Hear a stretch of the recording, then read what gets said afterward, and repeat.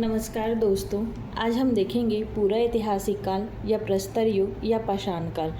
पिछले अध्याय में हमने देखा था कि जो प्राचीन काल का इतिहास है उसके काल को निर्धारित किया गया था पूरा ऐतिहासिक काल में, आद्य ऐतिहासिक काल में और ऐतिहासिक काल में।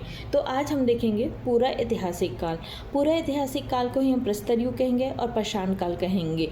तो पूरे ऐतिहासिक काल को हम जब प्रस्तर युग और पाषाण काल कहते हैं तो पाषाण काल क्यों है ना, क्योंकि इस काल में क्या है, जो लोगों के बारे में हमको जानकारी मिलता है वो किससे मिला है, पत्थर से बने उपकरण पर आधारित है। ठीक है, और यही पत्थर से बना जो उपकरण है वो उनके विकास का माध्यम बनेगा और यही जो है वो टेक्नोलॉजिकल उन्नति का प्रमाण है। ठीक है, तो पूरा ऐतिहासिक काल जो है इसको 3 भागों में बांटा गया है, पूरा पाषाण युग, मध्य पाषाण युग और नव पाषाण युग।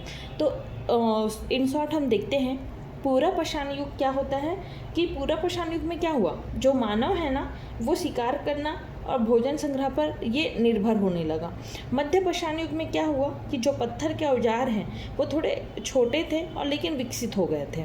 नव पाषाण काल में क्या हुआ कि मानव ने कृषि करना, पशुपालन और स्थायी निवास की शुरुआत की थी, जिससे क्या हुआ, उन सभ्यता के विकास की नींव पड़ी।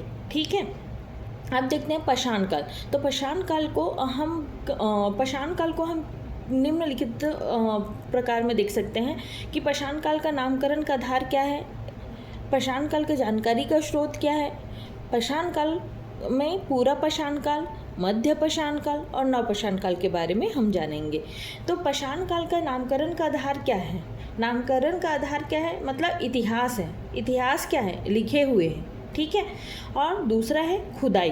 ठीक है, तो खुदाई हुआ तो हमको क्या क्या मिला, सामग्री मिला, काल मिला, काल मतलब C14 है ना, जो कार्बन डेटिंग है उसका विश्लेषण मिला। ठीक है, और हम देखते हैं जब खुदाई हुआ तो उसमें जब हमको सामग्रियाँ मिली तो उसमें हम देखें कि उसके जीवन वगैरह कैसा था।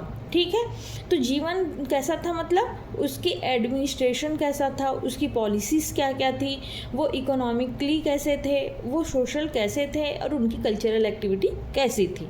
ठीक है, अगर आपको मेरा पढ़ाने का तरीका अच्छा लग रहा है तो आप मुझे लाइक, कमेंट और शेयर कीजिए और आगे पार्ट के लिए मुझे कमेंट कीजिए। Thank you.